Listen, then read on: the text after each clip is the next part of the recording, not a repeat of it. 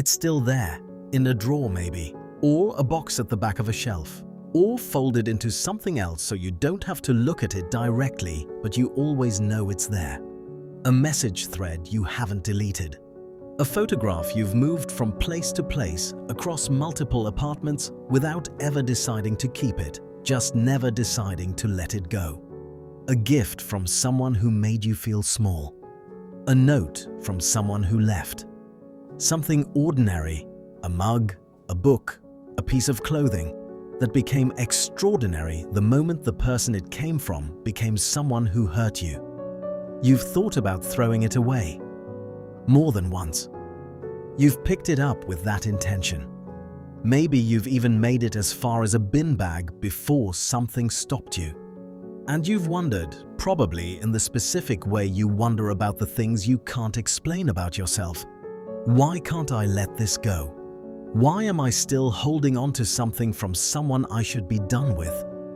Let's start with what objects actually are.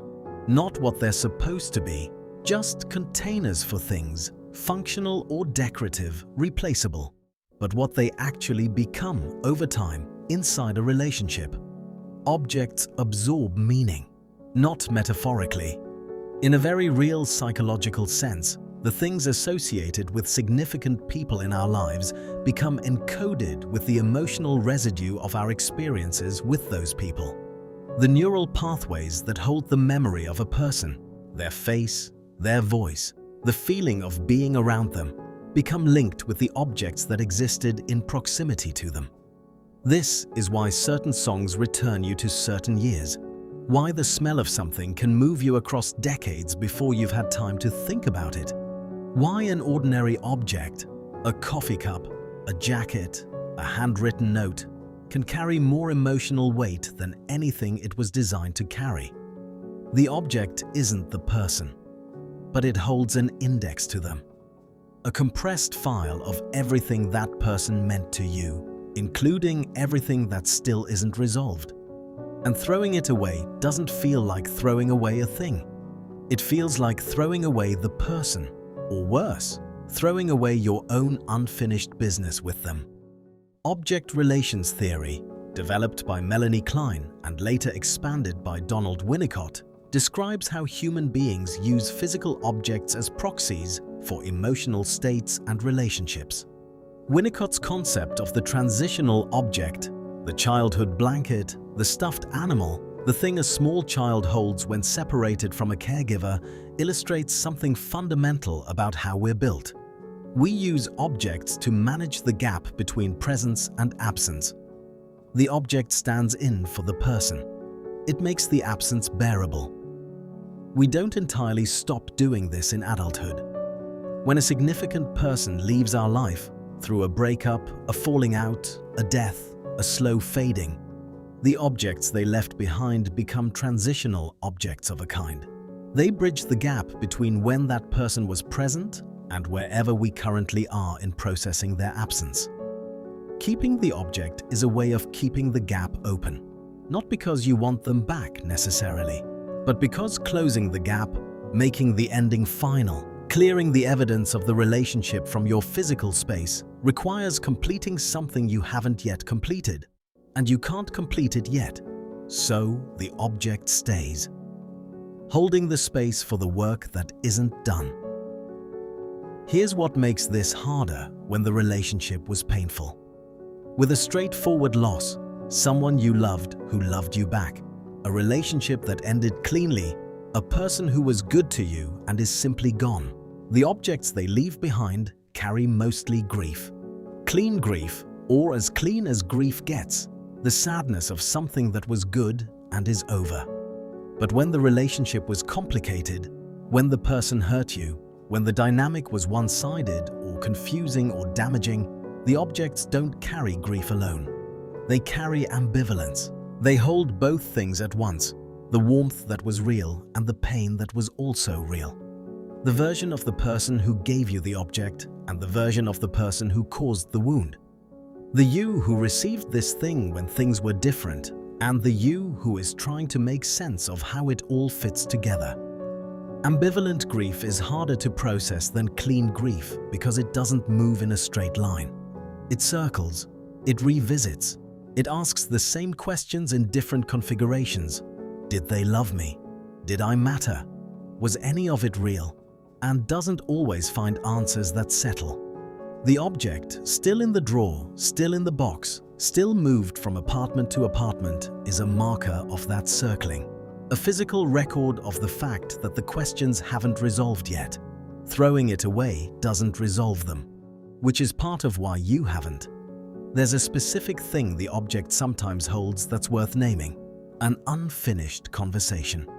Not literally, not a dialogue you need to have, not something that requires the other person's participation, but a conversation you need to complete inside yourself.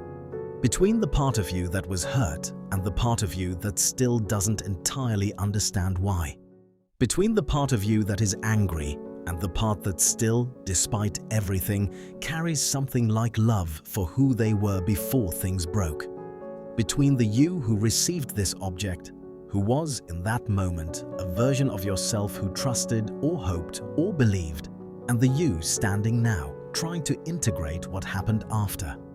Objects from people who hurt us are often evidence, not of wrongdoing, not legally, not logically, but emotionally.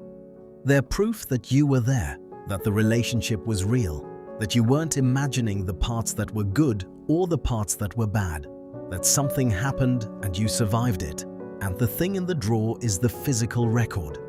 Throwing it away can feel like erasing the evidence, like agreeing in some wordless way that it didn't happen. Or that it happened and you're over it, which is different from being done with it. Or that the person gets to occupy no space in your life now, not even the corner of a shelf, when the truth is they still occupy space in you, and you're still working out what to do with that. Here's what throwing something away actually means. Not, it didn't happen. Not, I'm over it. Not, they didn't matter, or the pain wasn't real, or the good parts weren't real either. It means, I no longer need this object to hold this for me.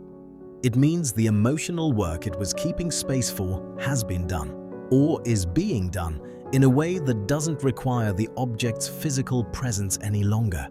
The memories, the questions, the unresolved feelings, they don't live in the drawer. They live in you. They've always lived in you. The object was just an external marker of something internal. When you're ready to let the object go, it's usually because you've done enough of the internal work that the object no longer needs to stand in for it. This is why forcing yourself to throw something away before you're ready rarely works. You can physically remove the object, but if the emotional work is unfinished, the feeling transfers. To another object, to a compulsive return to their social media, to a conversation you replay in your head at 3 a.m. The container changes, the unfinished business doesn't. The question to ask isn't, should I throw this away? The question is, what is this still holding for me? And then, gently, without judgment, without the pressure of deciding anything about the object itself, you sit with that question. You let it point you toward what's unfinished. You follow it to the conversation that hasn't completed, the grief that hasn't moved, the part of you that still has something to say about what happened. When that work finds its way towards something like integration, not resolution, not forgetting, not even forgiving necessarily, but integration, the object quietly loses its charge. And one day, without drama, without a decision that feels enormous, you let it go. It's still there, and it's allowed to be for now. You don't have to perform your healing by clearing out the drawer. The drawer isn't the measure of anything. You are, and you'll know when you're ready. Not because someone told you it was time, not because enough months have passed, but because the object will stop feeling like it's holding something you still need held. And until then, it's just a thing in a drawer. Let it be just a thing in a drawer. Being shared. Psychology for the things you feel but can't explain. If this found you, share it with someone who still has the box under the bed,